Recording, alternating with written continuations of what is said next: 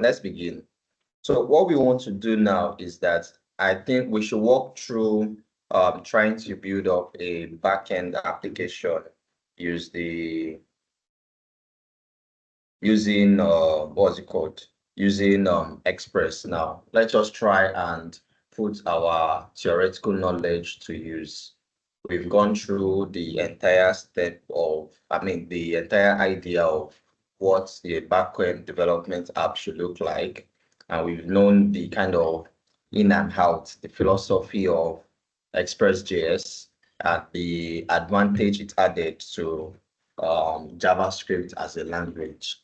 We've seen some how to structure a project, like your models, your controllers, your what's your routes, your different things that we have in the project as well. And today we'll be talking about the middlewares and the different error handling and how to log things to the what's it called? How to log things out, right? So logging, because all those things are very, very important when you think of the backend world.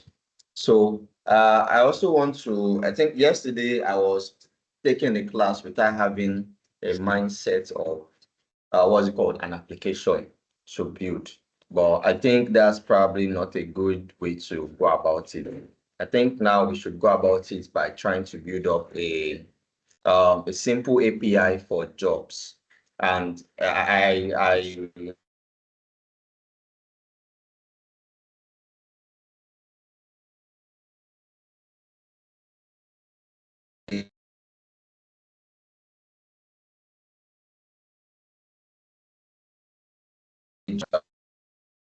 what I'm trying to achieve with today's class as well.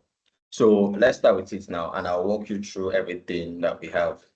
So like I discussed yesterday, the first thing you want to do is to try and get your code, your this thing. You can get into MongoDB by going through Mongo at last. You can search it on Google. You can just go there to try and log you in by doing your signing. Okay, so when you want to sign in there, you can you choose an account that you want to sign in with. So you can, let me create one of these ones that I have here as well.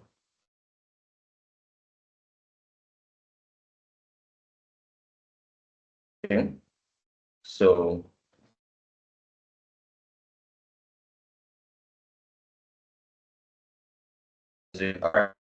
a good thing I wanted to avoid is that okay, blah blah blah blah blah. The project I have in mind, 1 to 6 month experience,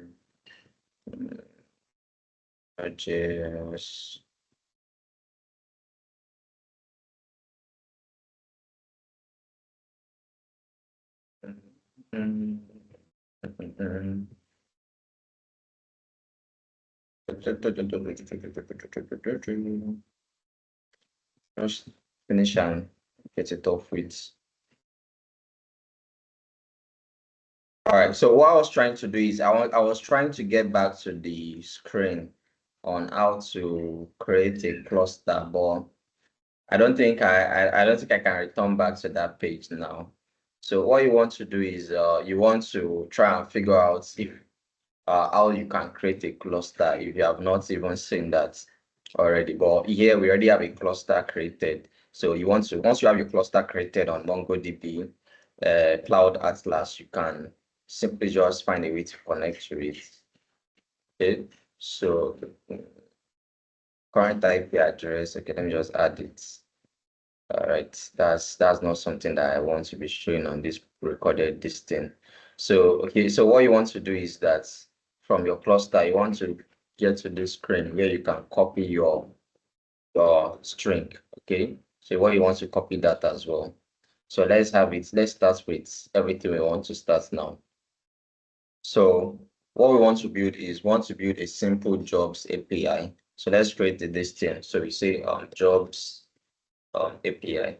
So one of the things I'm doing here that you are not supposed to be doing on a real project is that I am putting all of the projects into one single directory like that. It's kind of not it's not recommended anyway. You may want a project for that particular repository.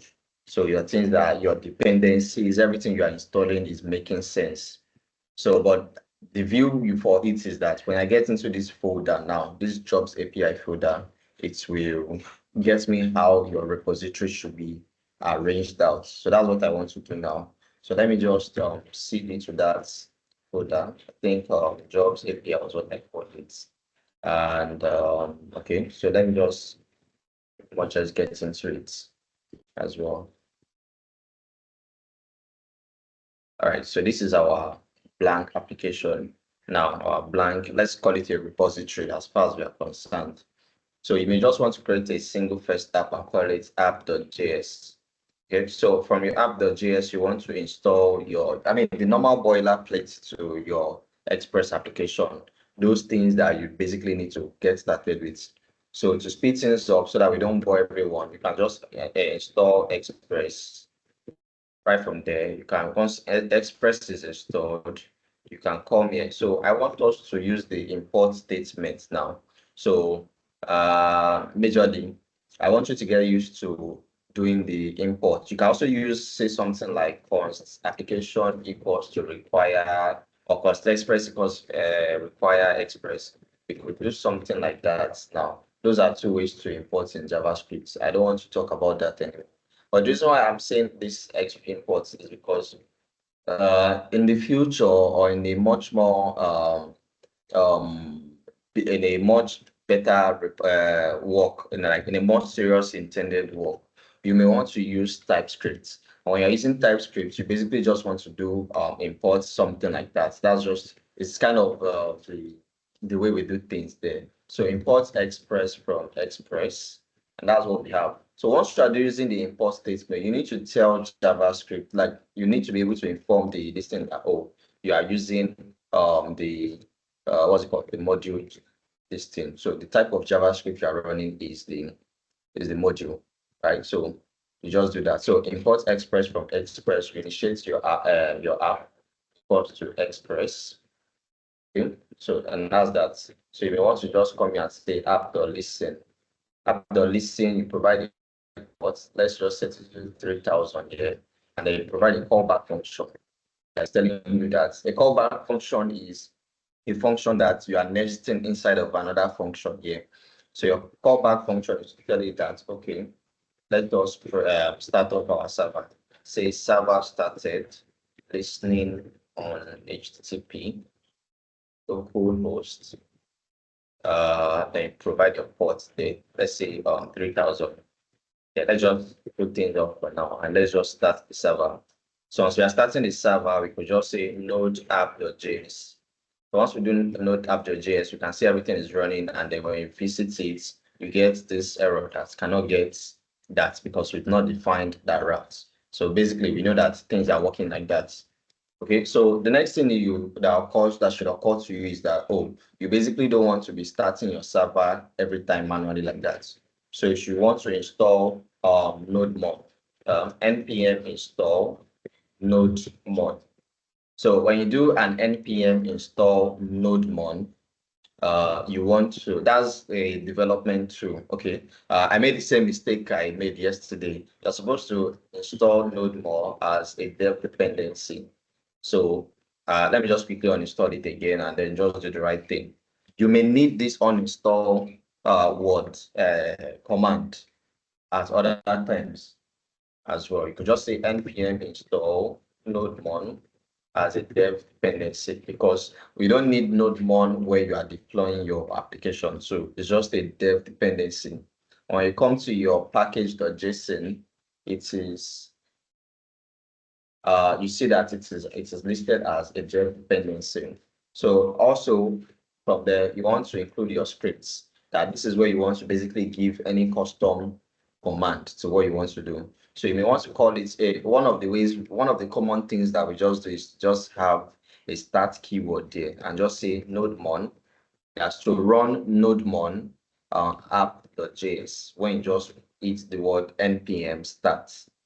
And I told you that npm start is basically a way to just say, it's basically a shortcut to saying npm run start. So if you use any word there instead of start, you basically have to like use that word there. So maybe you basically have to say something like npm run dev. If you do npm dev, it should say it doesn't recognize that particular command, despite the fact that it's just a name change between start and dev that we just did. But if you do something like npm run dev, you basically already have that. So in the future, hopefully I'll be able to walk you through how you want to structure your work between the development environment and a production environment. So maybe let me just leave this as dev so we know it is actually intended for that. So let's come back here now. We've started with the boilerplate now. We've basically put some things there. So one of the things you also want to do is you want to put your MongoDB URI, which is what this place is all about. You want to put your MongoDB URI into your application. So how do you do that? I think by doing so, it will occur to you that, oh, you need to put your env, you need to put your MongoDB URI in a .env file. And by knowing that, oh, I want to put it in a .env file, then you should know that you need to have a way to pick up stuff from .env file. And the package to do so is called .env. You say npm install .env. So for those that were in the class yesterday, and it's kind of seeming like I'm repeating the same thing over again, it's because I wanted to do a complete do-over. I wasn't so okay with the quality of the class yesterday, so that's why I'm having a complete do-over here. So you basically pick up the code from here, from your MongoDB setup there. Pick up this thing and you plug it in here into your MongoDB this thing. So in a while from now, I'm going to turn off sharing the screen so that I can replace this password that we have set here. Okay, and also, but before I do so, let me just quickly just create the ports that we can have from there. So port is 3000. I keep going back to that. It's popular to use, so you may just want that as well. So you can create one of the folder to say config. You may not necessarily not need it to be in a folder. You may just need it to be in a what's it called, in a single file. It just depends on what you want to do. So you may just say in your folder, depending on my own setup, I'm used to doing things like this and say bb.js. Okay. You want to say, okay, I want to set up my MongoDB, and then I recall, oh, I need to install this again, Mongoose. So Mongoose is an ORM. Okay, it's an example of an ORM. It allows communicating with a database like MongoDB in a way that feels that is native to what your JavaScript application is. So it's kind of like a bridge between your database language and your actual application language, like all these things we're writing in JavaScript. So you want to set up Mongoose and say, okay, install Mongoose. I hope it has installed. Okay. You want to say import Mongoose from Mongoose. I want to create a function and say const connect db and make it an asynchronous function, pass the URI into it. Okay. And just say, okay, let's just call it Mongo URI. And then you want to say, so that's it. So that's the function. And in a way, you also want your application to have a sync here, not a sync. So you also want your application code to be able to see it. So you want to export the const db function and say export default connect db. So at any point while I'm coding and you don't really get the point of something, you can just maybe like say something, interrupt or anything. So I maybe go over it again. So the Mongo URI, let's pick it up from there. So the Mongo URI, let's pick it up from the listing. Say process.env, that's kind of the setup, and say Mongo URI. Okay, so it was Mongo URI. I called it in the .env file, so it will pick it up from there as well. Okay, so the command, the code for it is to say return. So you are returning the mongoose dot. So you want to connect to it. So dot connect. So connect to where the Mongo URI. So you want to connect to the Mongo URI that you passed.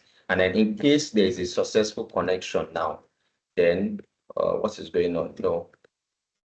So in case there's a successful connection, that's why then, in case you are very familiar with this JavaScript promises. So I did request that you guys check well on asynchronous JavaScript. So if it's in case that there's a successful connection, you want to at least say something to the database, I mean to the console. So you're able to at least understand what is going on there. And you do that by passing it in a callback function there. And that's what we see here. This arrow function I'm creating here is what I'm doing here. Okay, so the idea is to say, okay, connected to a database successfully. Okay, so but then in case that connection does not is not successful, you add a what, the dot catch. So in this case, it did not connect successfully, and you want to also pass it a function. So in the function, there will be an error that's coming from this mongoose dot connect. You pass it, it will be passed. You want to pass that that return, whatever this mongoose dot connect is returning now, you want to pass it into the catch statement so that maybe you want to just log it into your database as well. So this line is getting too long. Let's break everything down. So you can do it this way. Okay. So it works very well like that.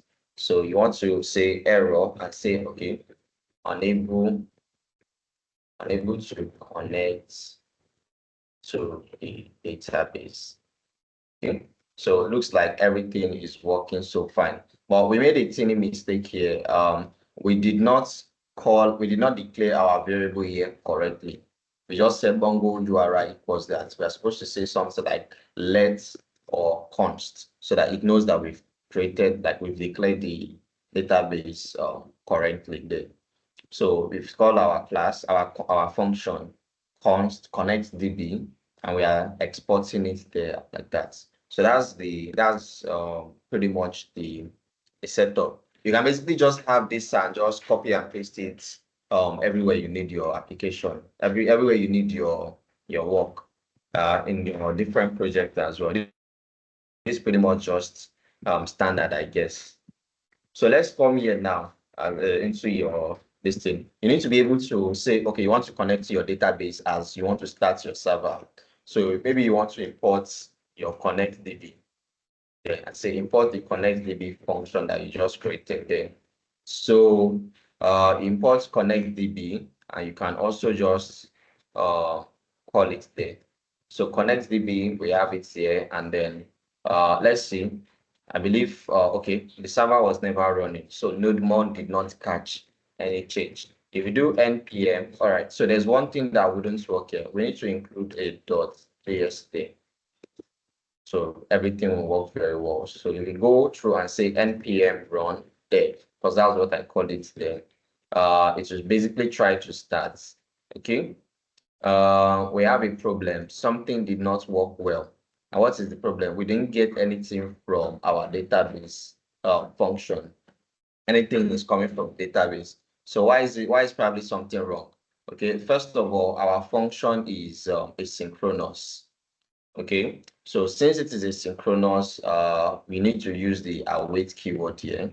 So to await whatever your connect DB is doing, first of all, and also to tell, once you have this, you get a red line that tells you that, oh, it can only be used when the top function is asynchronous as well. So you know to go put this function, this callback function that you just declared here, you need to know to make it asynchronous as well. So once you've done that, everything should work properly, and then at least you should be hearing some stuff from the database stuff. Okay, something isn't working well. Okay, So return mongoose.connect. Okay, so we are even passing the error that we are not even making use of. So let me replace this with a backtick so that I can pass the error. I can basically like write this there. So you use your dollar and your distance to say error like that. So is everything working well? So this Mongo URI that we even passed here is not even taken from this. It's not being used. So what is going on here? A synchronous function, Mongo URI. We are passing it. Oh, okay. Okay, so basically we are writing URI, then writing Mongo. No. So let's just leave it this way and then just call it like that. All right. So that's a we declare the variable here in the function, despite it sharing the same name here and then. So it was this one was basically overshadowed by the distance. So the mongoose.connect was never receiving a particular URI right now. So let's see if everything should work fine. We still have issues from there. We are still not getting any stuff from there. So we've written await connect DB and let's see. Let me just restart everything. Let me see what's going on. Maybe let me try and just do this console.log. So in case you are not sure of anything going on in your this thing, you can just console.log at anywhere and let's see if things are working fine. So, okay. So we are getting undefined as our mongoose, our Mongo URI, which is trying to tell us that your Mongo URI was never defined. Okay, and one could tell me why we have an issue with that? Why is it not defined? That's because we did not set up picking up stuff from our .env file properly. So our .env file is here, and we've installed the package for that. Okay, so we've installed the .env file there, but we never configured our files properly for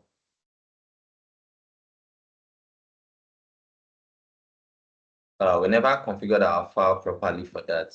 So let's just do, okay, import .env, config.env this thing, and then we can basically just call the function there. So config.env, and then we have that. So let's see if everything is working now. So you can see instead of throwing me undefined as our Mongo URI, it's basically printing the this thing now.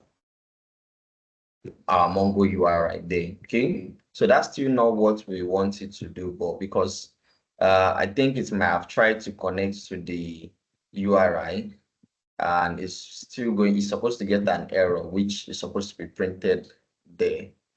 Oh, this is it. All right, so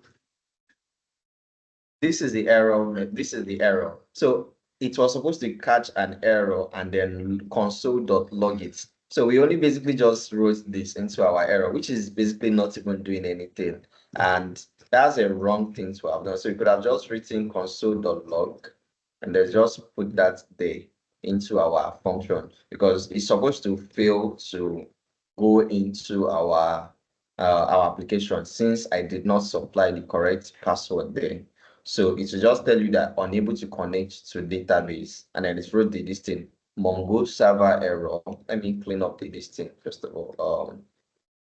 Let me make so unable to connect to database, Mongo server error, bad authentication failed. So that's because I basically provided, I've not put the correct password into the this thing, okay, into the application. So once we it has noticed the change, so it's not going to print the what's it called, the database name that this particular Mongo's URI there. Okay, so what I want to do now is I want to stop sharing the screen so I can provide the .env stuff there. So let me set the ports properly and then just have that done in the .env file. So I hope I'm communicating with you guys. I hope, let me just hear your voice and hear what you guys are saying from there while I put the correct password. I hope you guys are following with me. Yes, we are Can listening. All right, yeah.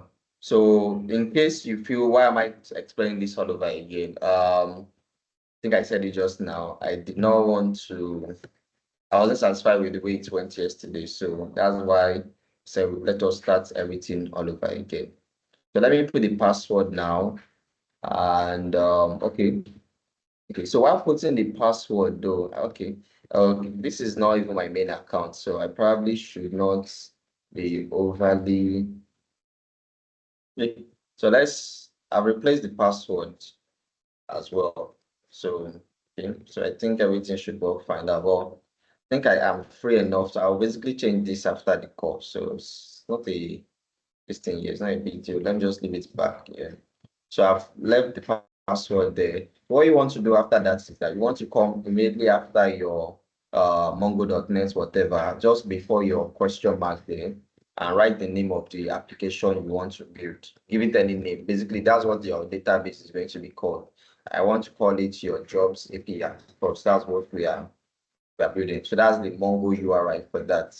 And then we can basically just go away from there. If we start the server now, basically your Mongoose will not see, it doesn't note any change. Your notepad rather is not going to know that anything has changed in any file that is not like your .js or whatever. It's only going to note if there's file or your .ts or whatever. If there's any change in your .env or your package.log JSON, or maybe you added anything there, it wouldn't see it immediately. It won't detect that change until you restart the server. To restart your server, you can just write rs there. It will do the same thing. So you can see we are no longer getting the error message now. It's saying connect to the database successfully. So that's what you should have from there. Okay, so now that we've connected to the database, let's start doing some simple things from then on. So remember, I've already set a port. So maybe you want to create a port there. You can just say const ports equals process.env.ports. That's there. So you've created a port and you basically just want the application to see that port from there. So you could just say, okay, export const ports. So you are exporting it there. So if you want to import it there, you have to use your named import this thing. So import ports, just hit the thing. So it has basically done the right thing. So instead of add coding your this thing, you can just say ports and ports. Hit your Ctrl S and save and check the server. Basically, still the exact same thing from there. So one of the first things you want to do while building your application is that you want to create your, what's it called, your database schemas now. So your database schemas are basically how your database is very important, and that's how you can start to think of how your application is going to be built in the first place. And so for this project, we want to care about two things basically. We want to care about how users are going to log in and obtain and get and create their, maybe like they get into their own account, they log in and create jobs, update their jobs, read their jobs or whatever. It's just a simple API on jobs. But in order to not bother you with so much on the authentication side of things now, let us just worry about doing things about the jobs. And then on the next class, depending on where we stop, you want to what's it called? You want to do anything relating to authentication. And that's what we did here in that's why your chapter week 4 is basically on authentication when you check the curriculum. So you may want to just create a new folder for that since you are talking about your models now. I mean your database. And database, you want to create a new folder, and the new folder should be called models. So this is one of the ways I used to do my thing. So in the models, you can create a new file and call it maybe jobs.js. Okay, so jobs.js gives you the a simple way to get your thing started. Okay, so right from there, you want to import modules. Okay, I want to create your what's it called? Your job schema. Your job schema. The schema means the each entry in the database is supposed to have an information about these things. You can use it to think about, okay, if a user wants to create a job on your database, or you want a job to be in your database, what are the informations that you want the job to have? So you can say const, you can just say job schema. Okay, we've created the const for that. You set it as a variable. You can say new. That's a mongoose way of doing it thing. New is usually use the JavaScript when you want this. It serves as a as a constructor when you want to initialize an instance of a class or something. Don't worry too much about it though. So new mongoose.schema. But if you want to really progress well, you need to be familiar with all these lower level JavaScript stuff. So new mongoose.schema, that's the keyword for them. Let's not worry about it for now, because that's just a way to do it. So you want to create your what's it called, the model itself. So let's create the model. You might say const jobs. Okay. So you're creating a schema and the model, the database model itself. So how do you do that? You say mongoose.model. Okay. So, and you will give it a name, call it jobs, and you may have what's it called, and just that's the name. Or you will use this mongoose.model method, the function. It comes with a name where you say a string, and then the schema that you are supposed to give it to the other thing. It expects those two things. So you may just call it job schema. So I want to export this particular variable, this particular model, because I will be needing it some other times. I will explain why you'll be needing it here later, but export default jobs. So the other thing you want to do is to put things that are necessary for a job.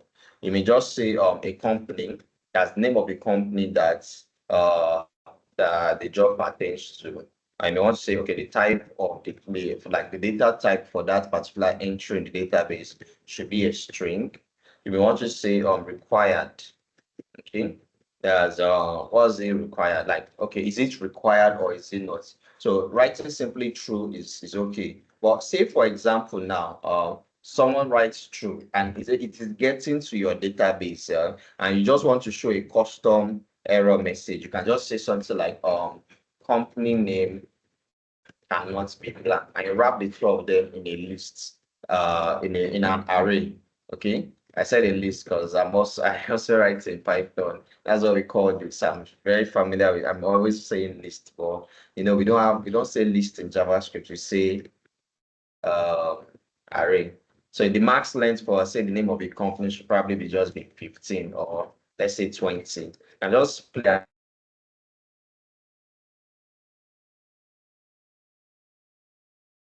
position, like, okay, your own position, like the position of the job there. Is it entry level? Is it CEO or whatever? So of course, it's still a string. Required. It should be required. Okay. Say we are advertising jobs. Now, what are we advertising? The company should have a name. The position should have a name.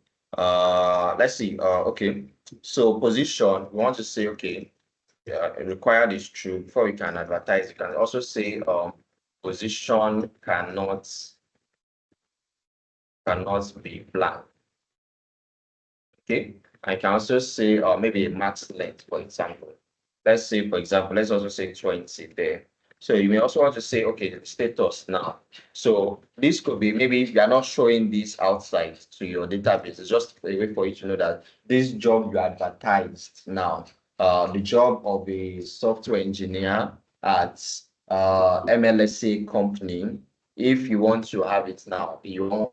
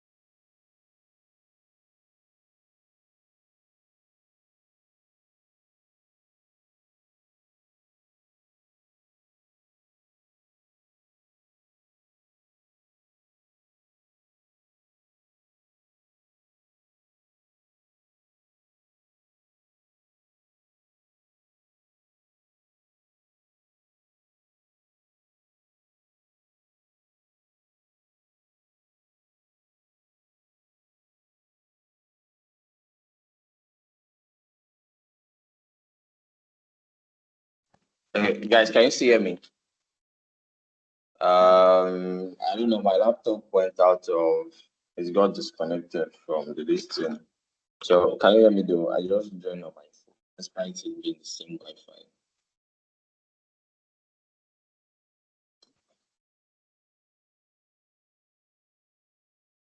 Can you hear me? I can't hear you guys say anything. Let me confirm. I can hear you. I think we can all hear you. Thank you. I'm trying to connect again. I don't know what is up. Um, some weird reason. My phone is connected, but my laptop is being rejected.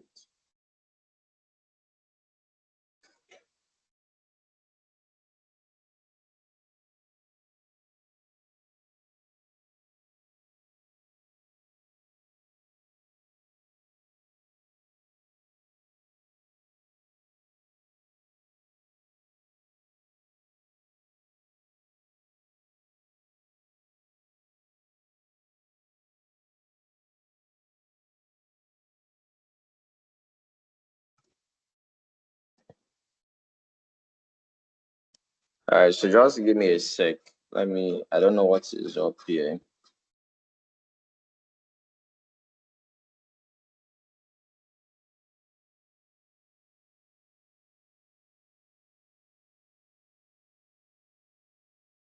Okay, looks like we are back. All right.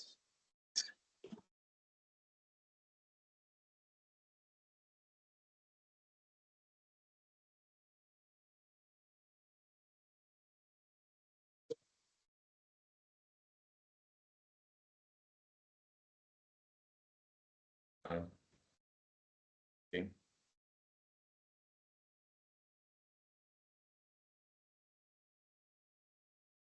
All right, so I want to believe things are back to what they were doing. All right. So as I was saying now, say for example, we're advertising a job anyway. The status of the job could be, say, still at the interview stage, or maybe like pending. Maybe say we still have not listing, or basically, say for the person actually. Well, I mean, the idea of this is that it is from the perspective of a person. Like, say you've applied for a job now, and we are basically checking the status of you've known the company you're applying to and the position you're applying for now. So we want to hold it to a particular person. Have they interviewed, or and are we still intent like deciding on their application or whatever? And have they been declined? Okay, so maybe we want to default it to say pending or whatever. Okay, so we just default it to pending, which is a string. Okay, so that's it. So we've created our job schema and stuff like that. So if you want your job, your early database stuff to have time information, anything relating to time, maybe like the date it was created or the date it was updated, you basically want to, like, after you define your own stuff here, you want to come and create another JSON object there. You see that thing showing you some options. You want to just write timestamps and just write it that tell it to give it true. So say we want that in our application. All right. So one of the other things we also want is, okay, let's give it a simple route and say, okay, let's go create our routes actually. So to create routes, let's say we want to create a new folder, say routes. Okay, so in the routes, you may just call it, let's say job.js as well. So what you want to do is you want to import your router. So import router from Express. Okay, from Express is there. And we want to just say, okay, const job router equals to the router as well. So set it like that. We may be needing our job router. So let's say we are exporting it here now. Export const job router. So you're exporting it now. Okay. Oh, sorry. This should say defaults. So export default, the job router. So everything is there. So in your application, I think I was saying something here now. You want to wrap everything So your routes in a neat fashion there. So let's see how we can do it. You can say import job router there and say something like app dot use. Say if you put anything like jobs here now, it basically ties to your job routes. Okay, and you basically want to say job router there. So in this case, the full path to whatever your job is saying is going to be http slash localhost. So that's basically the domain that whatever your listing is hosted along with the ports, which is 3000. So it's going to see slash jobs. This is the full thing from your job router. So let's say in your job router, you do something like job router dot say you want a route to say get, for example. Now you can now say, okay, the path is saying jobs, something like this now. So you come here, the entire thing is going to say, as it's saying jobs, it's going to have another one like jobs as well. So jobs, because this is here. Okay, let's say we change this one to say let's say find, for example. Then this will be, instead of saying jobs, it's going to say find. So that will be the full URL to whatever we are finding there. So as you're thinking of your routes, you also want to think of your controllers. Basically, your controllers is going to contain the actual functionality of what you are doing. So you come here and create controllers. Okay. So in your controllers, you may say, you may create one single one to say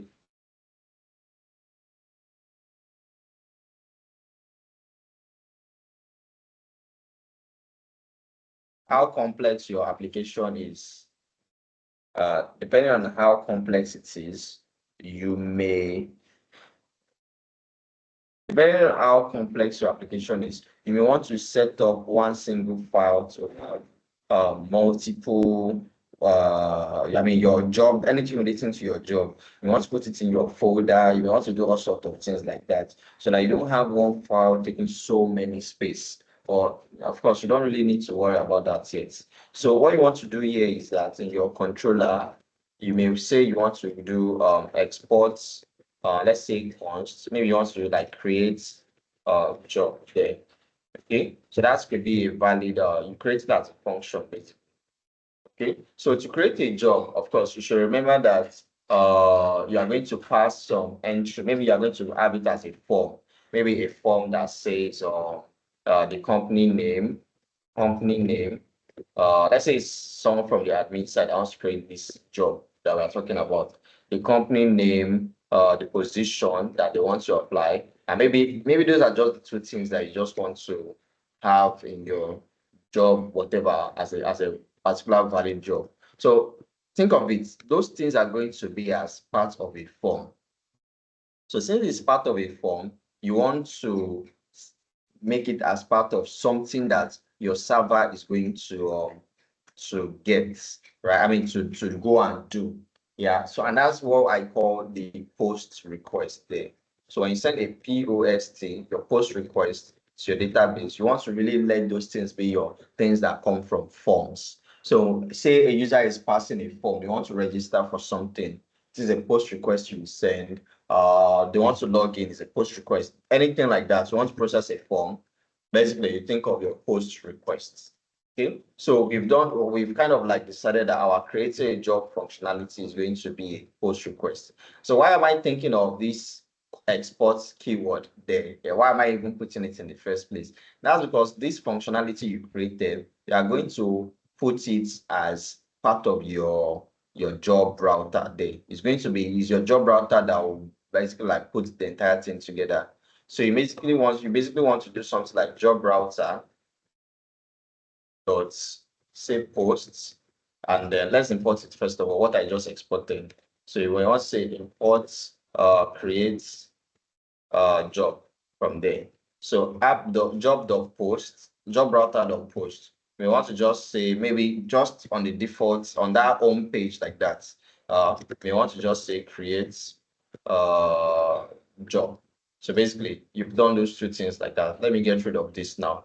So just like I said now, your full path is going to be your HTTP local hosts. Okay, you will support 3000. And then remember, there was a where you are tagging it to your job router itself is having that jobs keyword. So this is going to be your full path there because your job router is using these jobs. So before it passes it to whatever your application is using this slash jobs and then tagging it to whatever your job router is giving. So your job router is only giving that only this your slash, which is basically the same thing as this. So at that particular endpoint, you have this function, create a job to work. So that's how that works. Okay. So then maybe say we want to, other things we may want to do relating to the job is maybe we want to create a job, we want to get a job that maybe like a particular job that is there. Maybe that's what you want. Okay. You may also want to say you want to get all jobs. Okay. Okay, so that's could be another functionality that we may have. We may also say you want to update a job as well. Okay, basically your crude operation is what we are thinking here. Okay, don't worry about the parameters we may want to pass for now. And you may also want to say you want to delete a job. So export const delete job. Create all of them as functions. So like I said, your controllers is where you put your business logic, the actual logic of the application. So every other thing is basically your model as well, your router as well. But your majority of what you are trying to do is that you're trying to connect what your database is expecting to where your route is defined to what should be done at those routes as well. That's basically the essence of a simple CRUD application. As you can see here in this place, we are creating your gets and gets, so we are reading. Your update is doing updates, and your delete is doing the deletes. So this is CRUD. That's a simple CRUD application. We've called the functionality. We may want to give it a route there. So we may want to say, okay, your job router there. Okay, so where it says get, maybe just at the default place now, maybe you should basically get all jobs. Okay, your this thing has been imported for you there, so you don't need to worry. So for a particular job that needs to be gotten now, maybe you may want it to say it's still a get of this thing now. So maybe what you want to just need to do is to just pass an ID there. So that's how you do it. You put your colon and you put like an ID there. So that ID, or you may even say job ID, any way you want it there.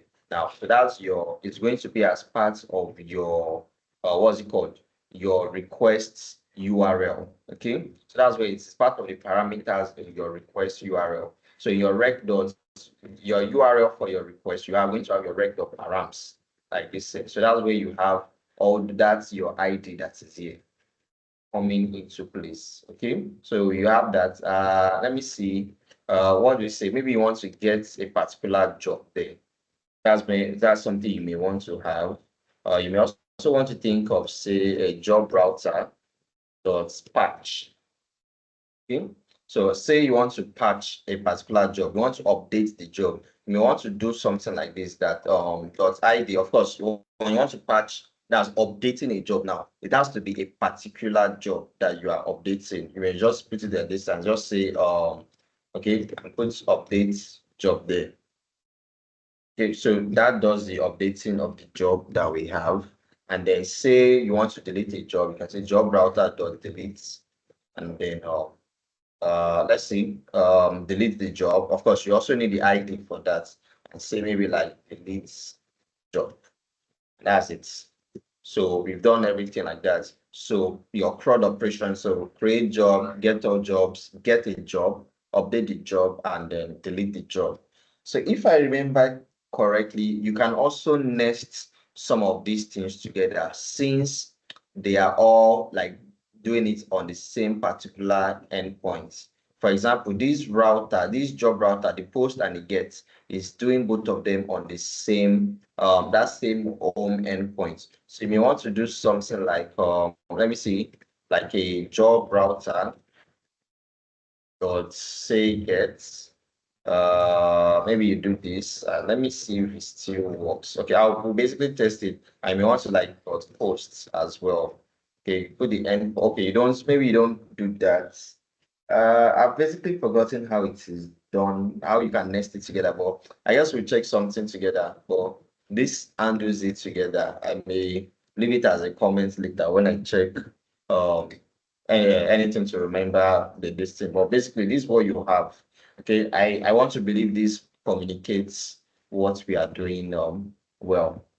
Okay, so next thing you want to do now is you want to actually do the actual job of updating of the implementing the functions, the this thing themselves.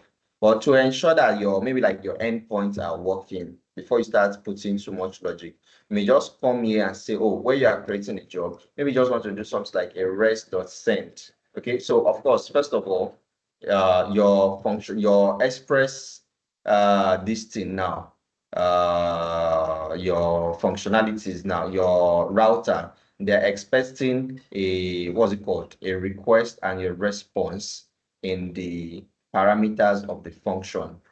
So if you remember one of the early days, we did something like this now. We did a code that looks like this. Let me do it here. We did something that looks like this, like app.use. Sorry, don't do that. So app.use or app.get. You pass the URL here and you want to pass the function here. And so the function was usually rec and res. And then I told you that you basically just do that. Okay, so you define your function there. So in this place where you say your router there, so we are basically your create job rather. We are doing the same thing as saying job router dot post. We'll pass the what the particular endpoint now. That's the endpoint you're saying, that's that place. And this your create job is a function that should take rec and res. Okay, so you are passing it like this and then doing that. You kind of want to, when you're having your create job function, it should have at least two parameters. So your rec and your res as well.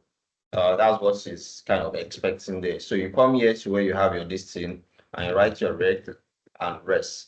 Of course, you can name your function, your those things, anything you want, but that's not what is expected really in this your express world. So just do things that it's easy to understand what you are doing. So basically, so you want to say rec and res are part of your function. So to ensure that things are working, let's just say res dot send, res dot status 200 and say send everything everything works fine. All right, so that's the idea there. So I believe our uh okay, maybe that came before. Okay, we are still having an error. And what's the error? Oh, cannot find the module. Okay, so maybe I didn't import something properly. Okay, so we are supposed to put a .js here. And I think this came from Visual Studio Code trying to guess what I'm doing. Okay, so let's see. Okay, all right, so everything is working now. Okay, so what you want to do is open your Postman. And then, I mean, if I call this particular endpoint, I won't get anything. It's still going to give me cannot get an error. So, because I did not define anything at that endpoint. So where my endpoint is defined is at jobs. Okay, so basically from your job router. And then if I try and do, what's it called now? Your jobs points, the getting of it, I think I should get an error. Okay, I'm not even getting an error. Your request is just sending, is going to send indefinitely because I have not defined the function, what is going to come. I have not given it a return of anything.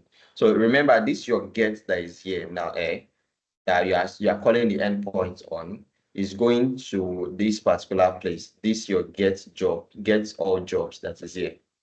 This function that we have here, this is the get, this is the same get now. Okay? So that's it's doing the get all jobs, and you've never defined what get all jobs is supposed to do. So it's just going to cause that thing to load indefinitely. So the one we actually defined was create job, and if you check the routes, your create job was tagged to the post function. So from the post, you want to change this thing instead from get, you want to change it to posts. And then from post, you send the request. I think everything should work fine now. Says everything works fine. Now, our responses, we actually want our responses to have to be returned in JSON format. So you kind of want to have your right app.use express.json. So that's not a new thing for you to install there. You basically want to do that. So if you still write the same thing, maybe you can pass it as a JSON object now. Maybe you can say that and say message is that. So you write it, you run it again. Basically, should have restarted as well, and you run it again. Everything works fine. So that's what we want to see. So now it's probably high time we started checking on what's it called? Some of the to implement how to create a job. So the first thing you want to do is that you want to import that job model that you created here. And this is it. We said we should export the jobs. So that is it here now. So export jobs. Now, so you can say import jobs. That's how we created it from where is it? So we call it dot slash or dot slash. It does not see. So controllers, and then we have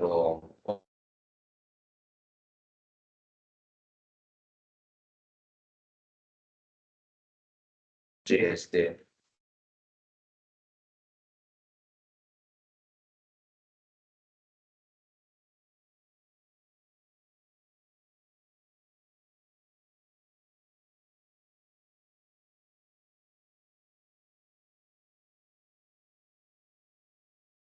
All right, so we've imported the jobs right from there, and then we are good to go. So what you want to do is that, remember, creating a job requires few things. You want to create the company, the position. So let's assume that those are the things that will come in here. So let's come to this particular endpoint here. So this is how the entire thing looks from the back end. You come here to Postman, and you come here and you click on raw. So a user will try to come here now. This is what your backend is kind of expecting you. So let's say we are saying the company is so let's say the job we're thinking about is Microsoft, is at Microsoft, and then the position that we're talking about here now is position of, let's say, software engineering one. So what's this thing going to do? So software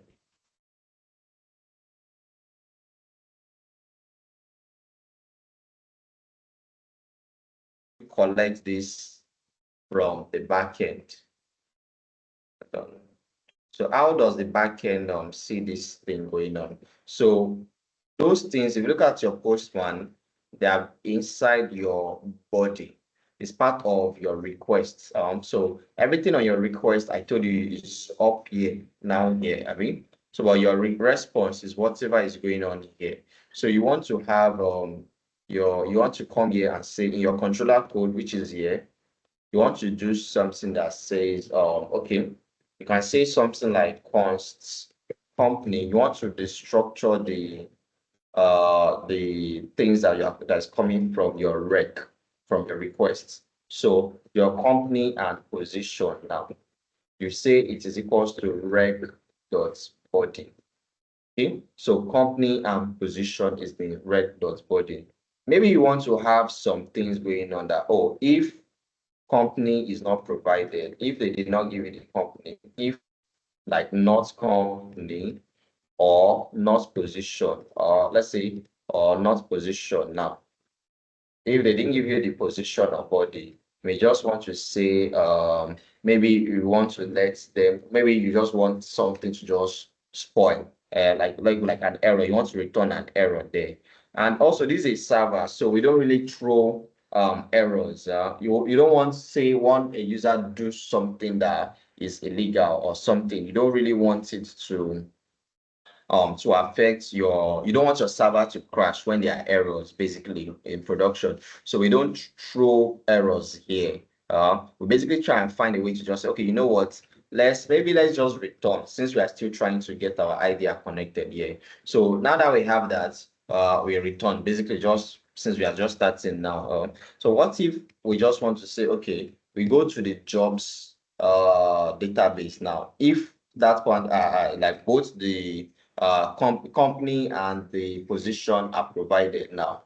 it comes to this part of the function. We want to create a new job. You can say const new job now, okay, and say, okay, you want to create it in the database. You can say jobs. Now, this your jobs that we are saying here is related to your model that you created. And anytime you are dealing with your model, you are thinking of it as an asynchronous function. So this anything here now, like I say, await jobs now is an saying you are awaiting on it. So await jobs dot. So you want to create now. That's what you want to do. The red squiggly line that is showing up here is telling you that your function create job is not asynchronous. So you put it there as asynchronous. So jobs dot create. Let's see. What do we want to create there? So you put it in your curly braces and say, okay, the company, which is basically what you have, and the position.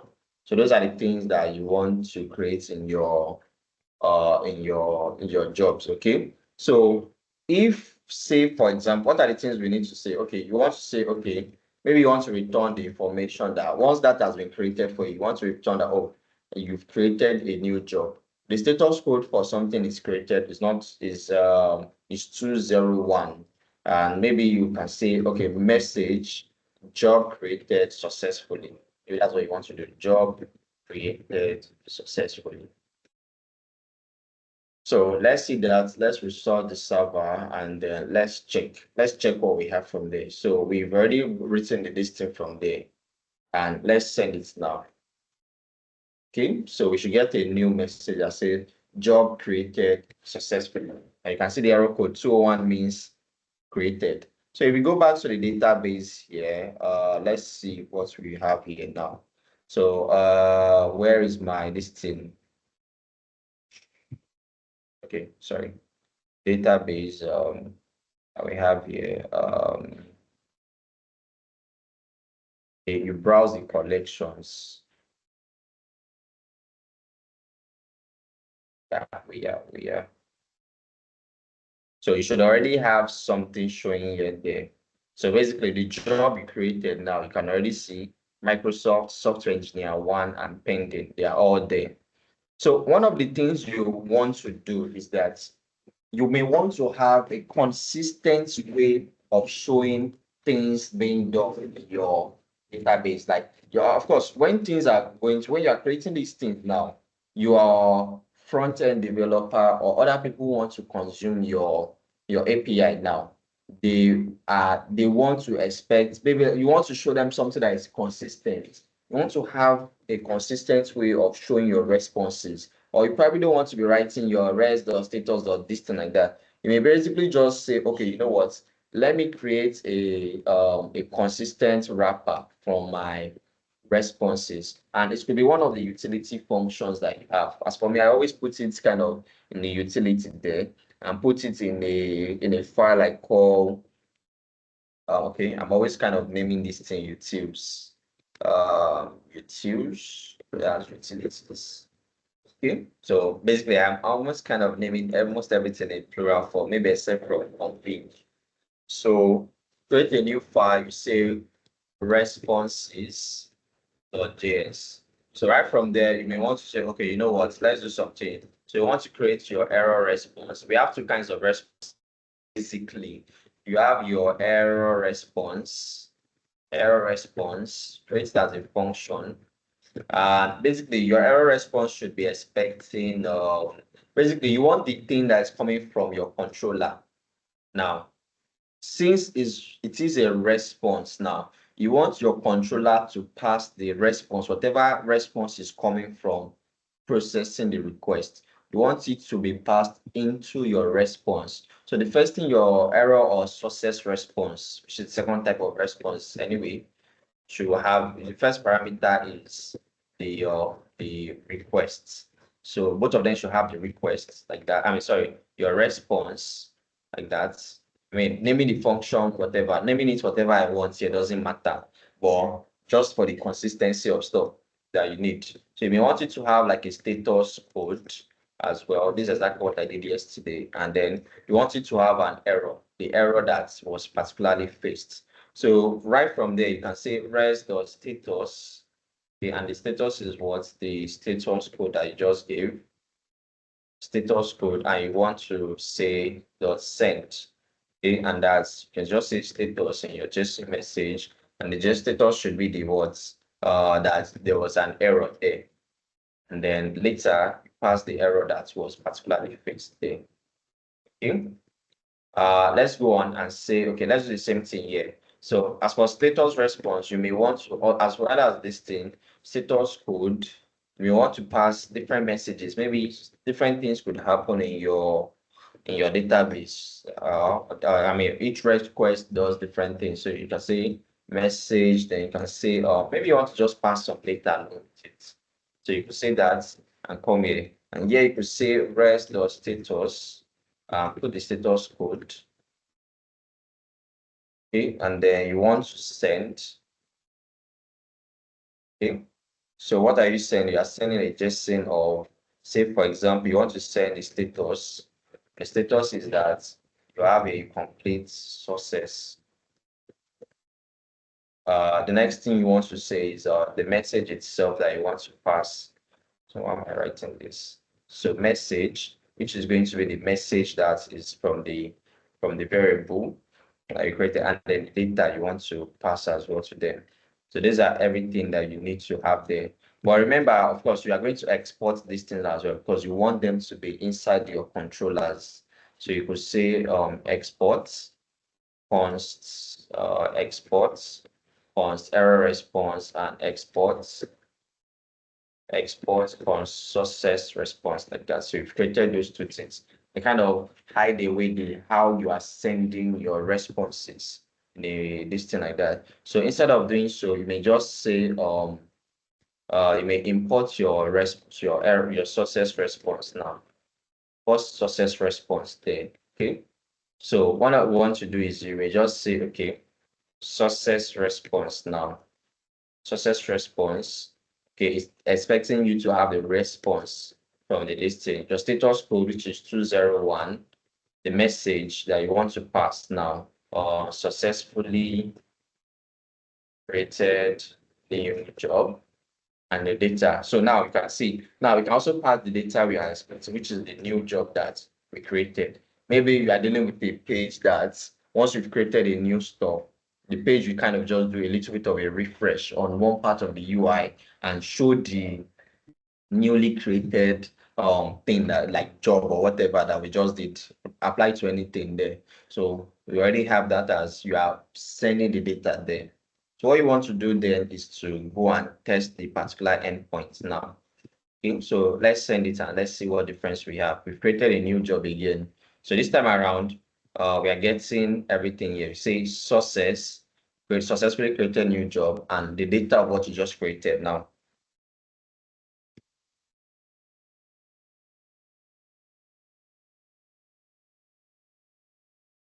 Okay. And that is what the company is Microsoft Software Engineer One.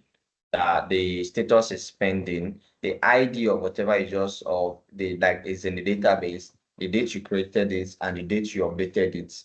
These two are showing because you've told the database to include them when you were creating the model here. You told it timestamps as true there. So they are included. By default, every time you see a new entry in a database, it will have an ID. So you kind of don't want to like tamper with this. Okay, that's how MongoDB does its own ID stuff. You don't really even want to care about how that thing is computed. If you want to read up on it, you could read up on it as well. So that is the information we have there. So what we want to implement next is we've implemented creating a job as simple as it is, as everything as it is. You're not doing anything here. But okay, say for example, you now want to return an error. Say for example, they did not provide the company or they did not provide the position. You may want to say, okay, let us import our error response as well. So let's import the error response. In this place, there's a good place to put the error response. Okay, and say error response. So when you want to do the error response now, you kind of want to tell it to return it. because you want the function, you want that particular code that is running to end right where it is because an error has been seen. If you don't tell it to return, say it may produce the error and try to run every other thing that is still going on there. So, and then you may get some weird errors, which I will get back to later on. But for now, just put the return keyword. Stop by doing the error, return the error to the screen. You can also say return success response if you like, it's basically valid. Okay, so because sending the response back to the screen to the user is the last thing you want to do when you are involved in Express. That's the last thing you basically want to do. So it's fine. I don't put it because I know there's no difference. But if you feel yes, just do that, you can just do that. That's just the thing there. So return error response and put your what's the error thing? Okay, it's expecting a status code here. And what's the status code here? Basically it is expecting something that you did not give. So let me see. Maybe let's just call it a what's it called now? Maybe I can't remember the error code for it, but let's say HTTP error code for missing parameter 400. Oh yes, that is a bad request basically. You could say no, let's not use bad request because that's like when this thing can okay 422 is good is there, so you can just put it there as 42. If you put the wrong parameter there, it will still work, but always consider the fact that people are making use of your API. And so there are some things they will be expecting. You don't want to send 200 or 201 when your API is sending an error. You just want things to make sense there. So you can say 422. Was that what we said there? 422 there. And then what's the message that we are passing? I think those are the three things. Okay, the error message itself now. The error message is that cannot okay, you just tell it that missing parameters for job creation. Okay. Okay, so let's put it there like that. So those are the things that we want it to pass. So once we try and do that, let's try and test what we just did there. So in that same place, let's remove maybe the position from there. Okay, and then send it as well again. So once we see, it returns a 422 unprocessable entity. That's what that code reads. So error, missing parameters for job creation because we didn't put one of the entries that it was supposed to have. So the next thing we want to implement is that we should remember all these things relating to the database, they are all asynchronous functions. So let's put a sync into the functions themselves, a sync. Okay, let's just do it as we want. So let's implement get all jobs yet for now. So to get all jobs, I also say request and rest. And then what you want to do is that, okay, so when you hit that endpoint now, the getting of all jobs now, you can say basically you're not receiving anything from the, you're not sending anything to the server. So we don't need our reg.body or whatever that we did here. You basically want to say, let's say, okay, you want to fetch all the jobs that are on the database. You can say const jobs equals to awaits on jobs, okay, dot find.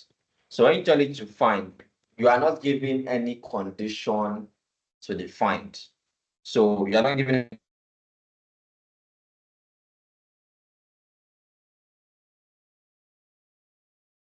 that.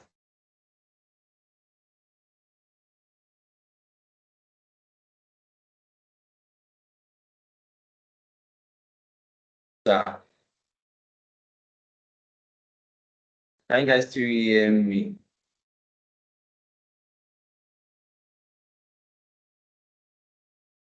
Yes, okay. All right. Yeah, because this thing, I don't know. I will have to do something with this network provider. So await jobs.find. So that means we are saying that you should find all the different jobs that are there. So let's say if we don't find any jobs now, if no job basically now, if you don't find any job, maybe you just want to write return an error response now. and say, okay, you plug in your response there. So things work as expected. You want to give it a status code of 404 that we did not find any job, and just say something like, oh, no job, no job found, basically. And then you can also say, okay, you've basically like kind of like cleared away the error from there now. Okay. And then since your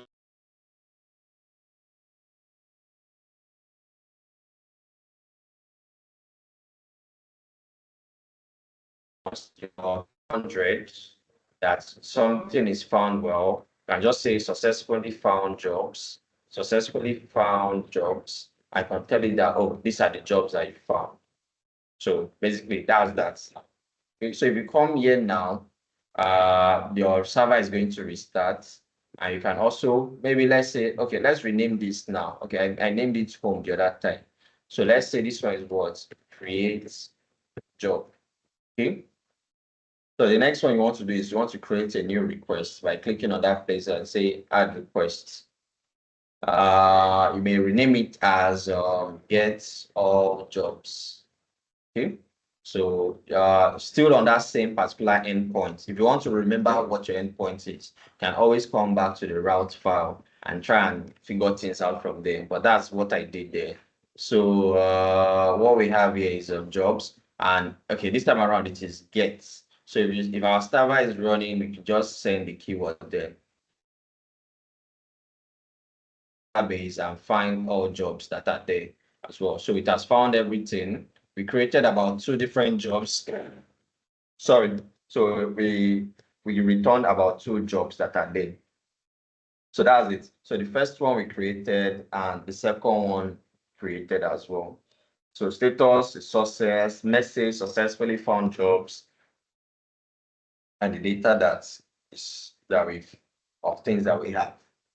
Okay. So one thing you may want to note and export is that, say for example, you don't want to bother yourself with the different HTTP codes that are there. Basically, you want to have maybe like a tool to help you to do it. So there's a library for that. So there's a package for that.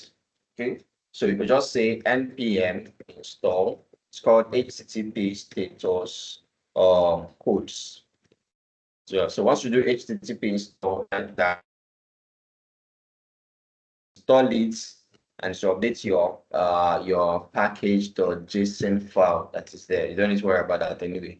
So just import your thing from there. So you are importing as a named export, okay? Status codes from that HTTP status codes. So ahead of time,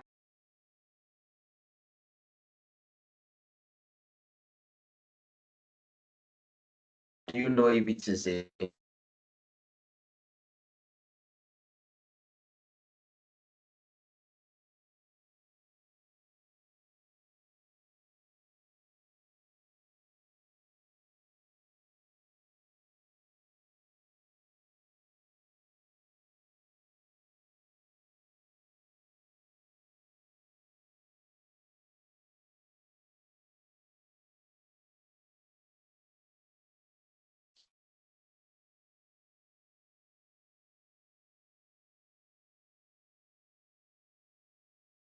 So say for example, now you don't know how you are going to import it. So are you going to import your status code as something like this, like the default X import, or you want to wrap it in your curly braces before your this thing?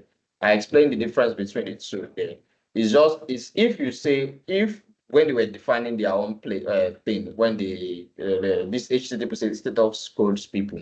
Now, if they had said export defaults this, then that's the default export. But if you want everything like export, like the way we did our const here now, it should be wrapped around there wherever we go. We imported it. We imported it in the route place. So if you check the route file now, you can see we wrap around the braces, that thing. So that's kind of the idea. You just need to work. Just read their documentation. You see stuff like that. Okay, so status codes from there. So what you want to do here is that you want to replace 422. It's status codes dot say unprocessable. Why is this thing not working? Dot no, why is it not figuring out the right thing? Oh, okay, so I think I know why now. Okay, status code dots. Oh, I was writing the wrong thing. Dots. What the name of God is going on?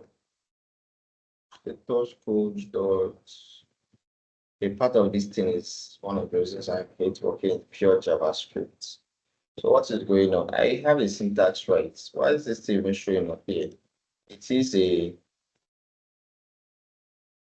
listing now. I can't remember.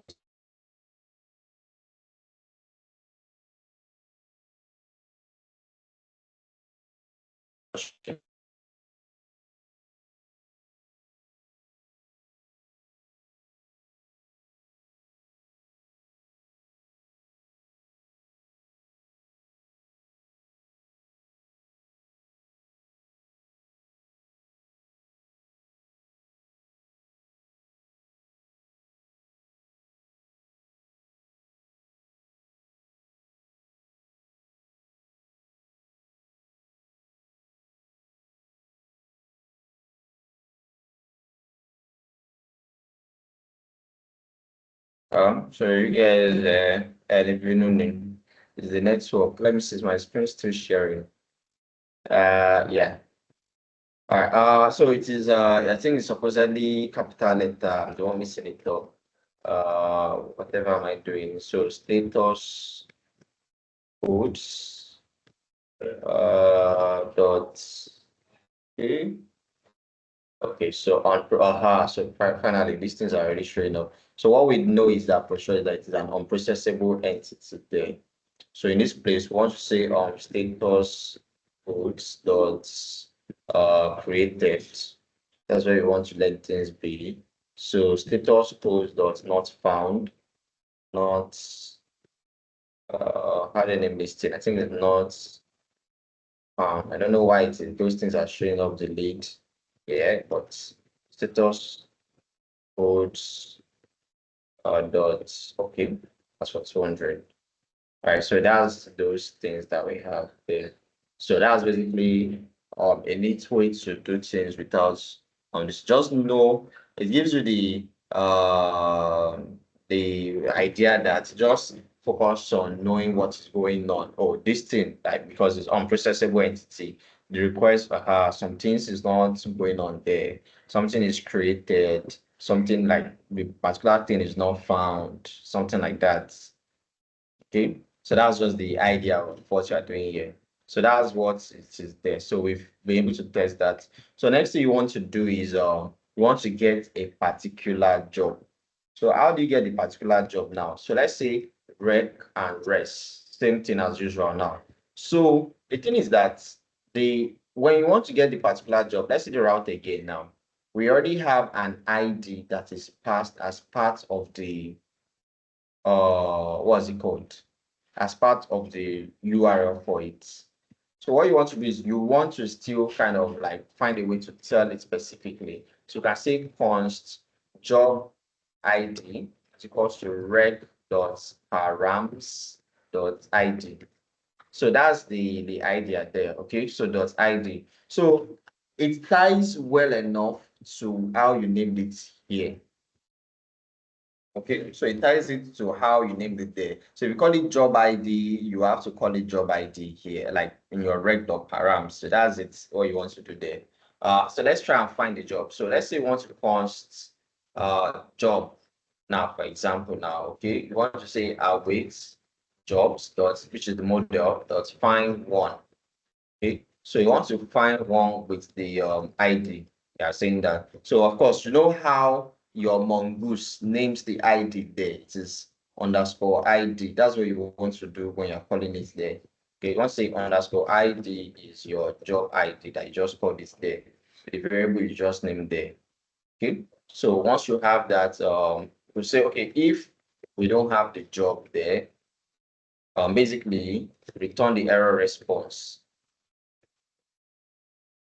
That's okay.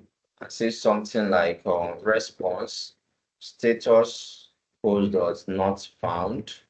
I tell you that okay, you can say something like that job doesn't doesn't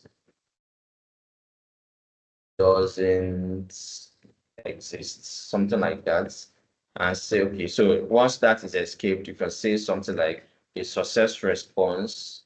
We found a job and say status post dot okay, and you can say something like successfully found job, and then tell it the job that you just found as well. So that's basically the idea on that. So when you want to test it, okay, npm run dev here, because that's what we are calling it now. So when you want to call it here, you basically want to create a new request. Okay, so that's where you have it here now. You can say HTTP jobs, then you want to put a job ID there. So the job ID, may just to test your functionality, we just come here and copy and paste it there. So and paste it there. Okay. All right. So once you do that, you send the requests, and you can see it found the job successfully now. So that job was found. Okay. So successfully found job. So let's save that request and say, so we are saving it to your, okay, so to do I call this. Okay, I think I'll rename it later on. You can also come here and rename something and say, rename and say, get a job. You're just getting a single job there. All right. So when we get to the part where we'll be using a real production level or a real advanced project. So we're doing way more stuff than this. But it's kind of like the idea that of things I expect to see from the assignments, basically. Okay. So what other thing? Now, one of the things you should also notice that we don't always like to paste this URL. You don't do that there in your this thing. Even putting the endpoint there, because say for example you are changing your ports now, you have to go and track all your different endpoints and start changing where you are changing your endpoints. And also maybe you want to test where you deployed your application to, yeah, and you just want to change it. Maybe instead of using the localhost, you want to check where you deployed your application and you're already having issues with that as well. So maybe we like to set these things as variables in Postman as well. So one of the way you do it is just to write over it. Anything that is the thing will basically show up. You create set as variable. Some of the ones I've created before are showing up there, and maybe just say set as new variable from there. Let's say job ID from there. You can select a scope for it, maybe like global. So globally available to that particular workspace. Is what maybe that's what you are aiming for. So that's already there. So you can just, if you run it again, it does the exact same thing. So easily I can just check. Maybe when I run this my get all jobs endpoint, I can just change my ID from wherever. I can just change it to something else entirely. So you kind of want to note something about that. Okay. So also one other thing you want to do is you want to learn how to delete a job. So let me talk about the delete, because the delete functionality is quite easy. Okay. So when you need to delete a job now, you are basically still doing your what's it called? It's still an asynchronous function as well. Async. Still expecting the request and the response. And what do you want to do from there? I mean, we are not collecting anything. You find the job in the ID. You can say const job is equals to rec dot or job ID. Actually, job ID is rec dot params dot ID. Basically, that's how we did it for the get a job here thing here. Okay, so you may want to say okay, so if you want to find the job now, const job now, you can say wait, jobs, the model, the database model dot find. So you want to say find one and say okay, ID is what your job ID was. So if you did not have that job is not there. Of course, we cannot delete something that does not exist. We want to return the error response down. Return the error response and say res status codes dot say bad requests. Basically, something that is not supposed to be there. So job does not exist, basically. Okay, there exists. I want to say something like, okay, so if that thing is now like is there, you want to delete the job. Say await jobs dot delete. Let me see if I remember that it's delete. So okay, yeah, delete one. So when you pass it there, you can say id dot job id. Okay. So I mean, I'm not. You could collect that thing in a variable, or you could just write it directly like that. Because since it is deleted, it's basically gone. Maybe you don't want to. Maybe if you feel sentimental about the job and still want to see it again, you can put it as your job, whatever, and then just update it. But we don't need to see whatever it is. Just give the job like that deleted. So const response, you say res. What else is he expecting? He's expecting a status code. So status codes dot deleted is what we should find. Is there a deleted keyword? Let me see. It should be. You just say okay as well. Message is that okay, successfully deleted a job.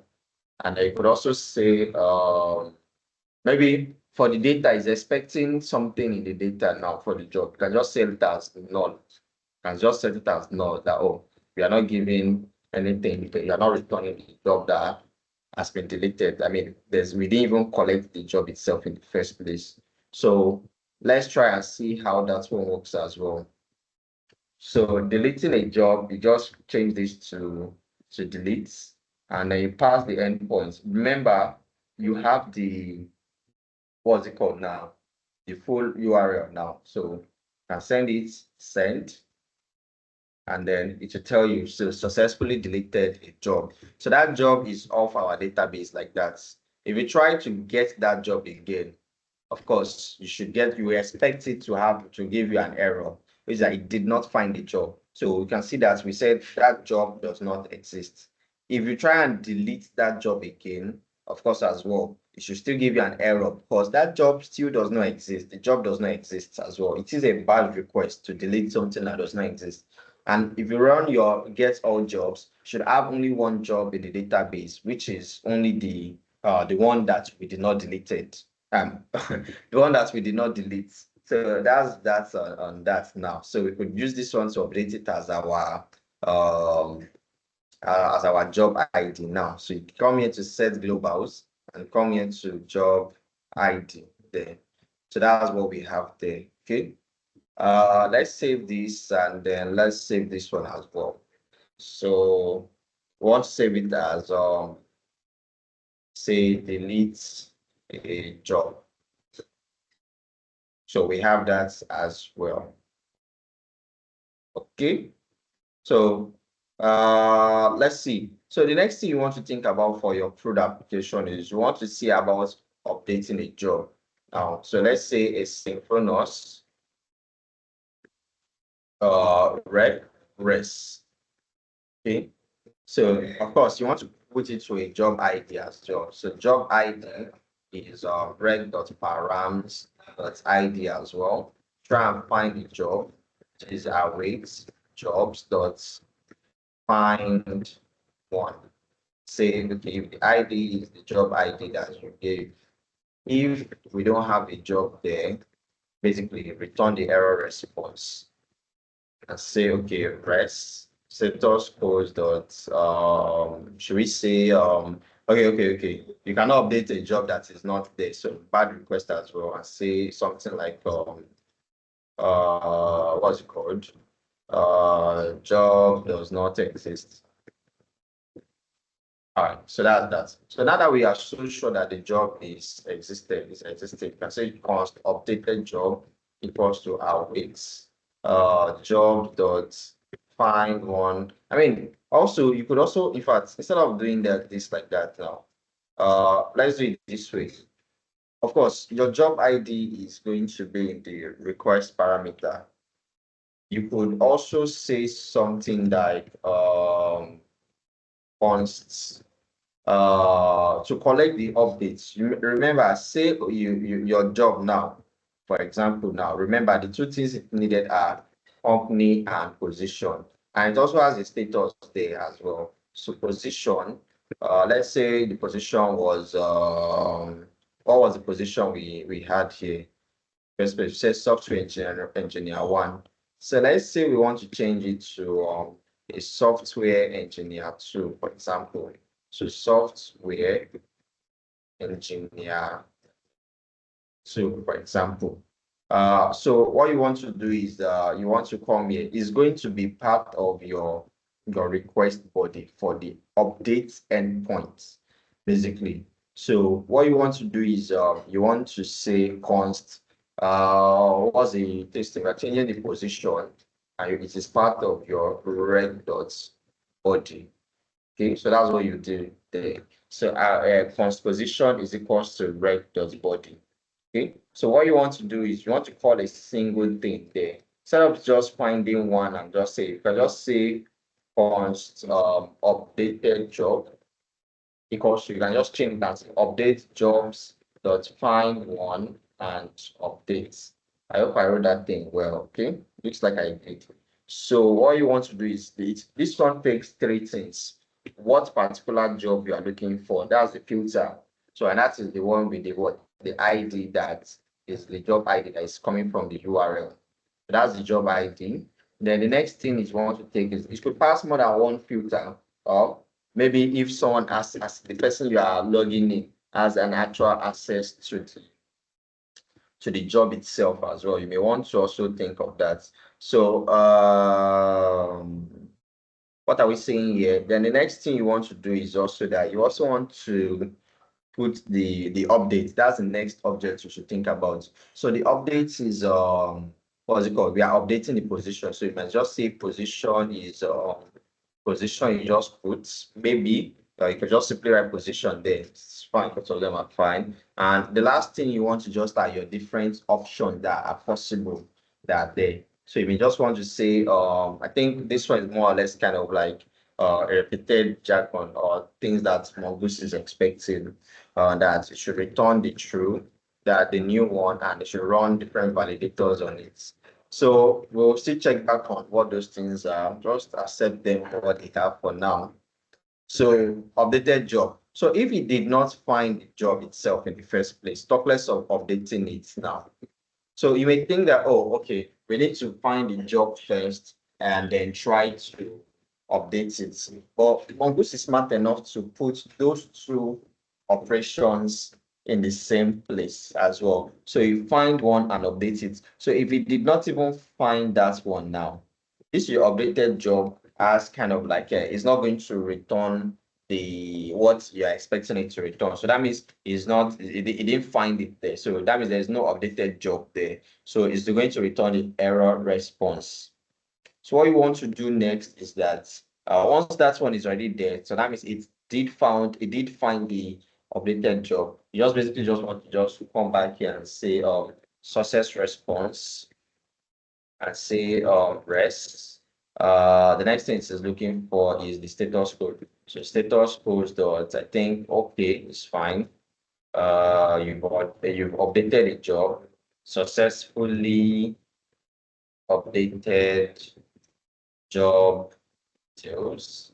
And then the next thing you also want is your data. Maybe you want to write about the updated job that you have. So remember the route for it. The update job is coming into the route, I mean the patch place. So you come to your postman and then you come here and say, okay, you want to change this to patch. So you still want the same particular endpoint, which is with the job ID. I think I've updated that now. So in your body, remember you're changing the position now. So it's position you are changing.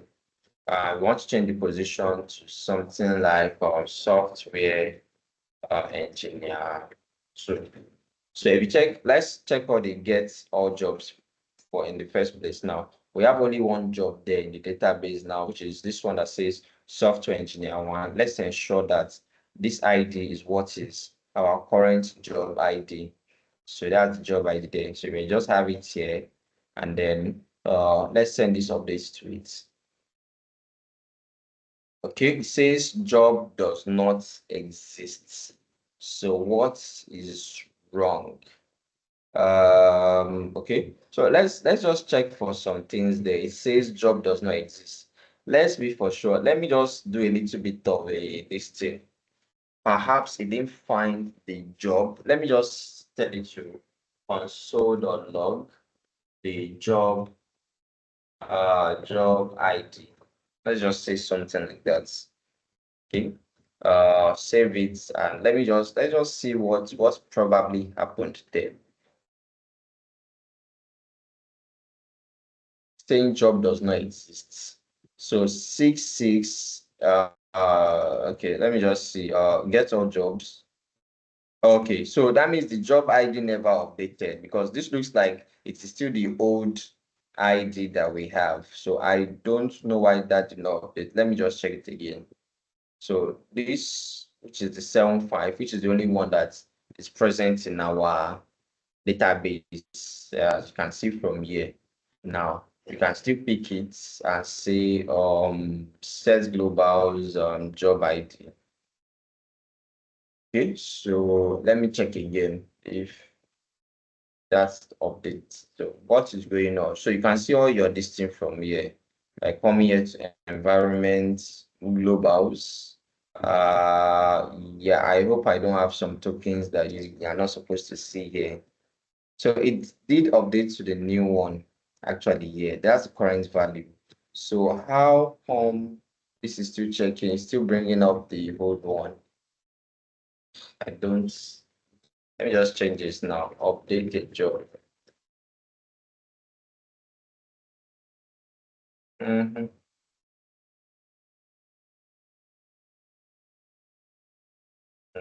What's going on? This one, I didn't give me anything here. Yeah, I did not see. It still basically ran it the same way with the same thing. Oh, sorry. I'm supposed to give a body to it. A hand position, software engineer. They did all of that. Something is wrong. Okay. Update the job. Hmm. Okay, hold on. Let me just go check the database. I don't know what's going on from there. Let's see what the database even has from there.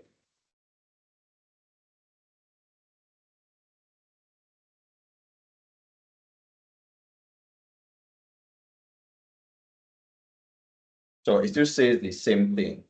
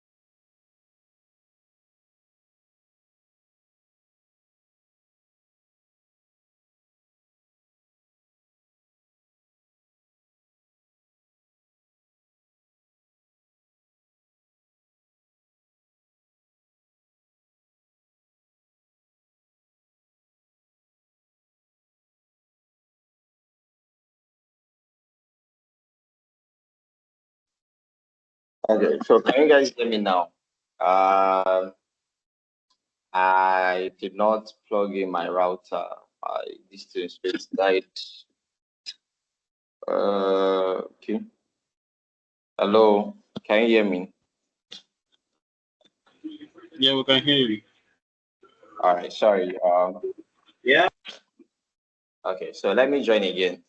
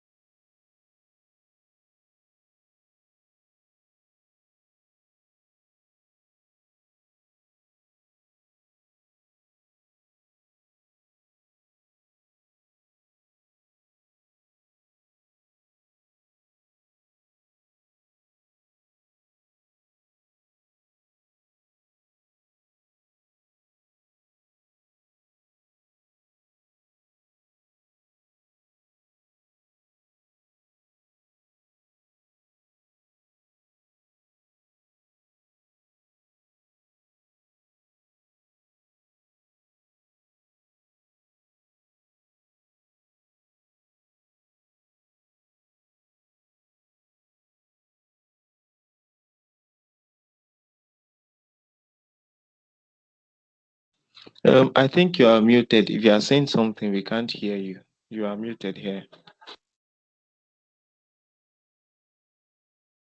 Thank you.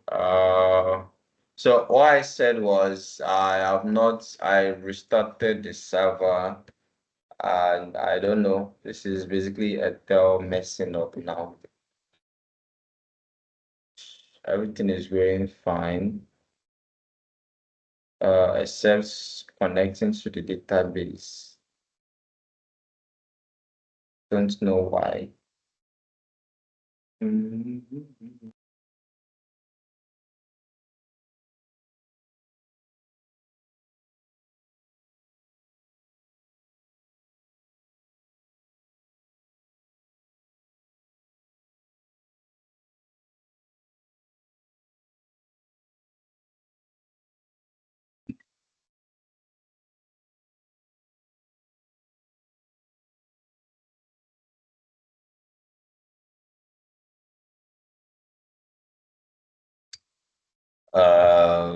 Don't even know why at this particular point it's now decided that MongoDB is not going.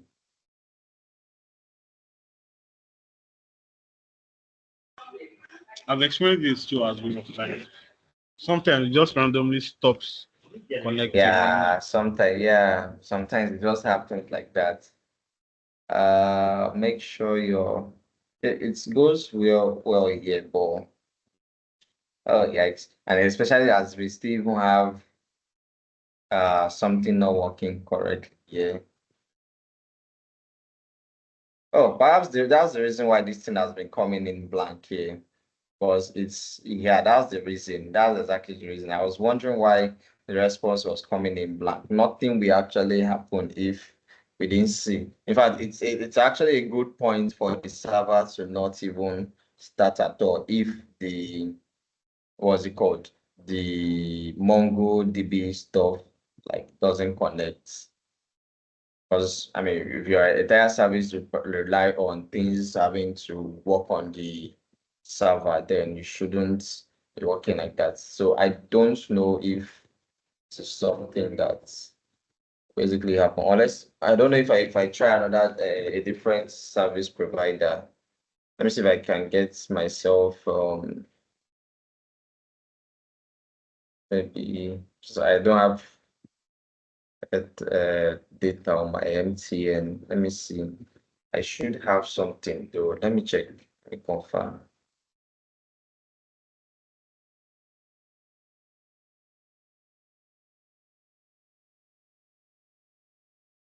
So, but so far, okay,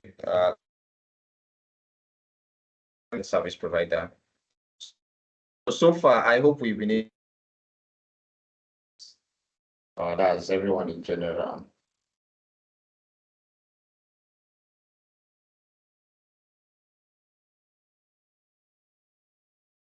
Yeah. All right.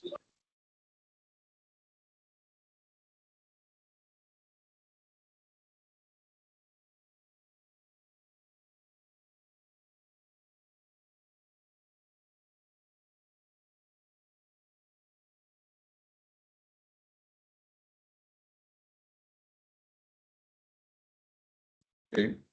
So yeah, so there's some things I did on the project that is basically it's not the way I put my work together, but that's just because you it's still fairly like beginner level. So I had to come and stuff like that. So let me just see. And restart here. I'm on a different network here. If we still have that issue going on. Okay. This rarely happens, but now that it did, unable to start to connect to the database. So mongoose server selection error. Interesting, it does almost rarely happen to me while I've been working with this. Okay. So same thing is going on here. It's just a random error.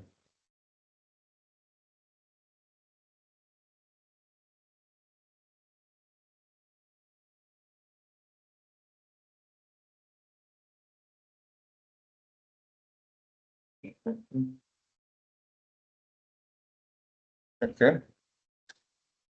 Let me see if there's something I can do here. Mm, see, because I'm seeing some suggestion online on my phone saying direct connection. I doubt this was because this looks like a long time ago. But let me see because I never actually tampered with that before. Let me see. RS.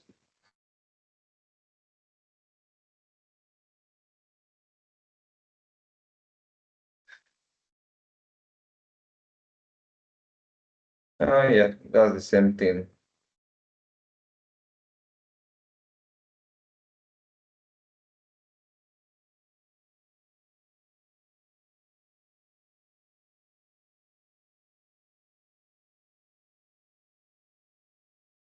Oh, wait a minute. Something just popped into my head, and I think I know probably why. Mm, I think I know why.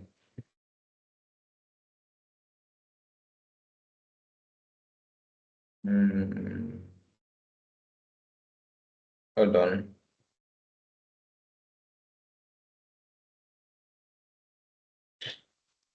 Uh,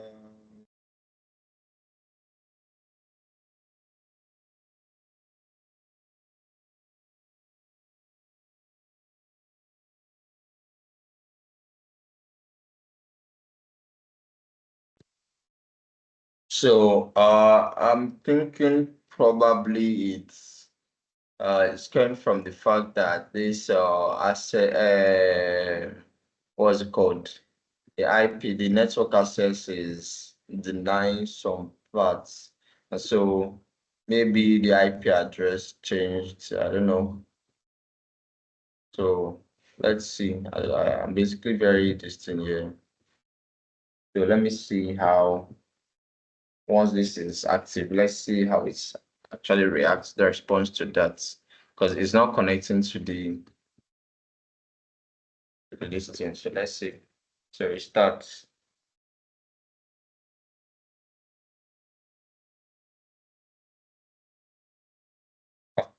There we go. All right. So are you guys still with me? Because I know this is past 6. So don't Yeah, worry, we're here. let's Yeah, so I think that's what happened. So the network access basically it's did not allow connecting to the cluster from that IP address. So let's return here. Where was I? Oh yeah, we were trying to update the distance. So let's send it again now. Okay, we still have that same thing going on here. So what is exactly going on? Update job. It's not even returning the distance. What exactly? It's not even print. It's not even doing a console or log. So that's not supposed to happen. Hold on. Are we using the right method in the route?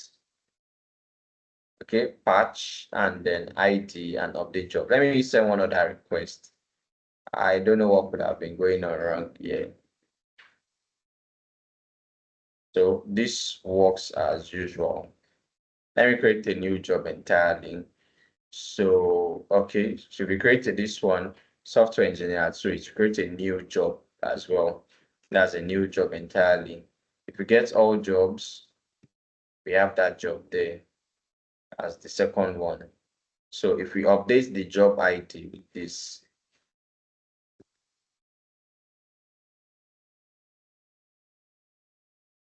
and try and update it, instead of saying software engineer 2, let's call it software engineer 3. Okay, are we hitting the right endpoints? Okay, so the very fact that we don't even have this thing printing out in the console means something is not working properly. So const rec.params.id, was it ID? Yeah, so position is rec.body. This could be one of those things I was saying that it's could be coming from one of those things where I wanted to this thing to say, let me discuss next week as well. So for some reason, this is not working. For position is rec.body, consider log is job ID.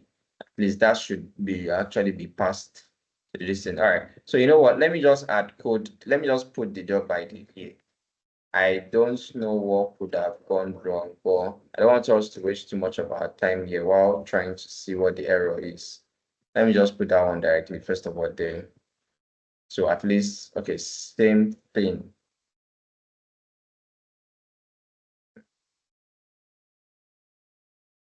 Interesting. Yeah, let me see for get a job. Get a job. Okay, it works. And then the job ID says that that job doesn't exist.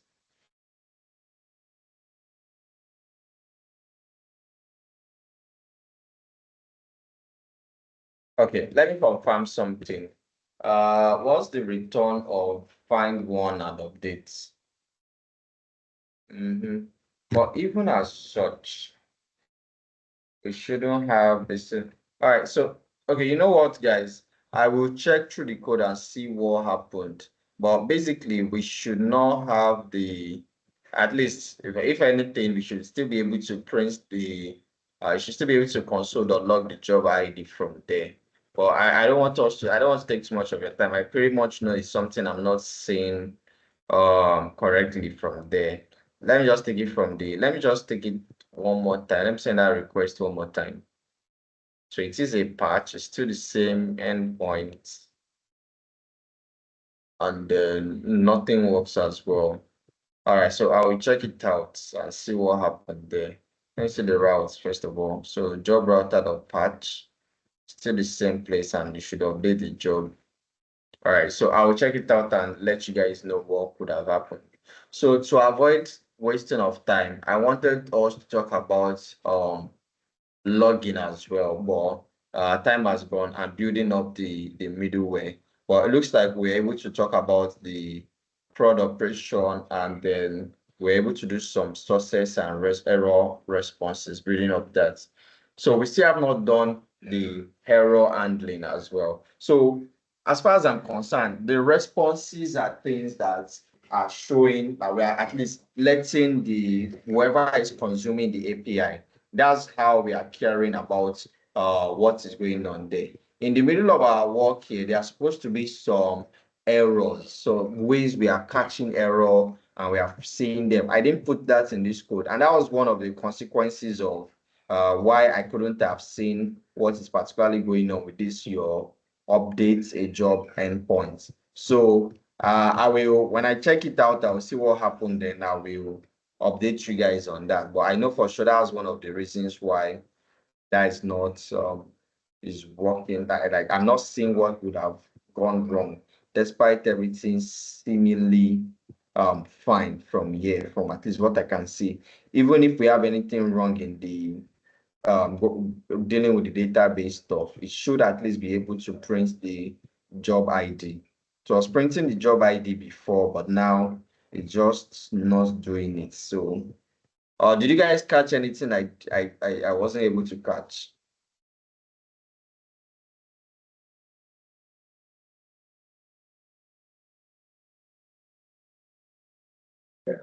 From my end, no, I'm still thinking it's probably from the IP changing thing because I know that can. Okay, no, it can't be Nah, because it couldn't have this been thing is because actually even working. still, yeah, Yeah. like it's this just a yeah, it's just from here. So I'll check it out. I'll see what happened and then we'll update that as well. Okay, so all right, so we just built we are a couple of things that I want us to do. So in the next class, so in the next class, we are still working on this particular project. Okay, so we are going to be doing things with a library, a package called Winston. So it allows us to do things like login, right? So we want to whenever we in our endpoint now, what I like to do is I like to, let's say we have reaching a particular endpoint now. I like to log that, oh, this particular endpoint is being currently used. Like, oh, something is starting, something is ending. I like to put that in my own work. I like to do some try and catch. Okay, when we are doing some error handling, I like to put my code in a block of try and catch. In fact, you should basically just you are going to be doing that as well, basically. And you're going to write a general custom API error where we have your some different errors, some things that we need to be going on in the background. We want to see how those errors are being handled within our code. So this error response now is basically how things are being returned to whoever is using our API now. Okay, so for the API error now, is basically things that are very internal. Say you are trying to do different things. I'm not coming up with an example in my head now, but you will see it when I write those things. And we also want to talk about your validators. So for example, now we are creating a job now. Even if I pass a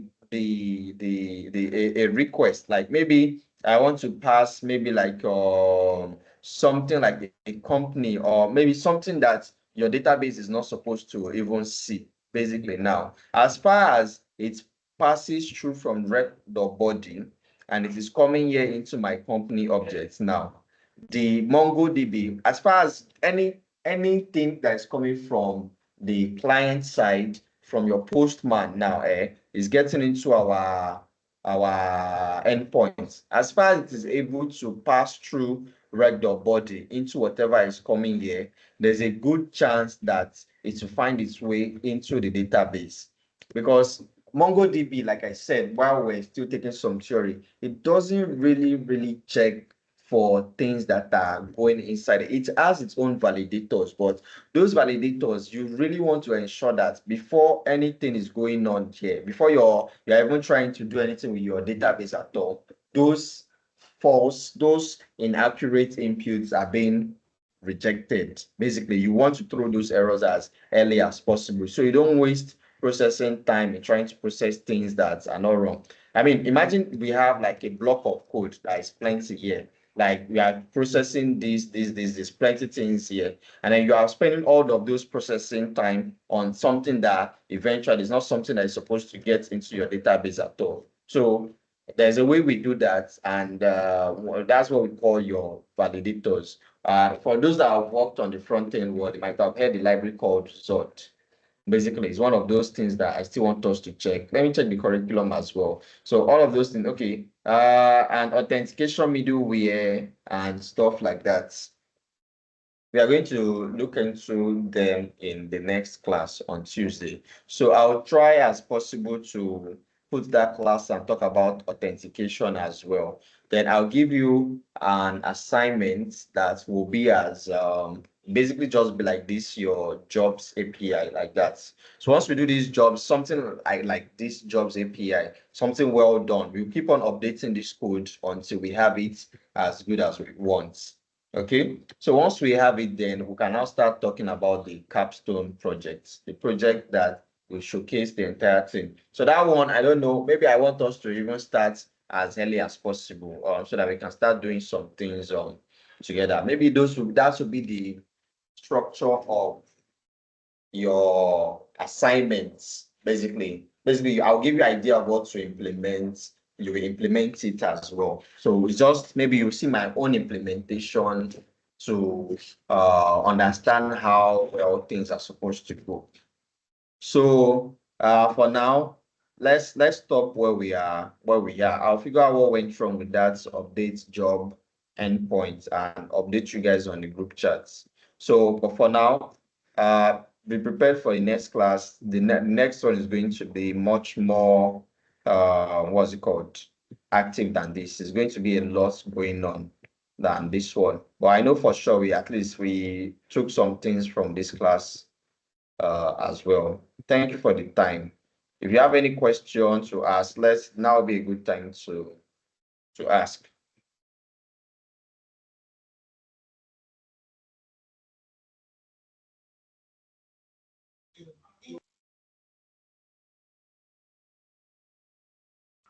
All right, thanks so much for the class.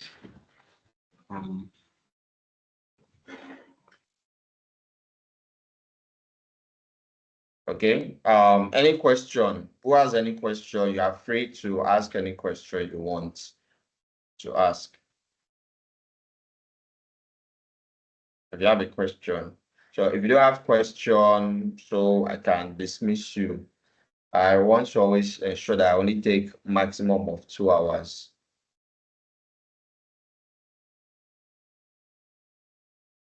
Okay. So I will take that as an answer that we don't have any question.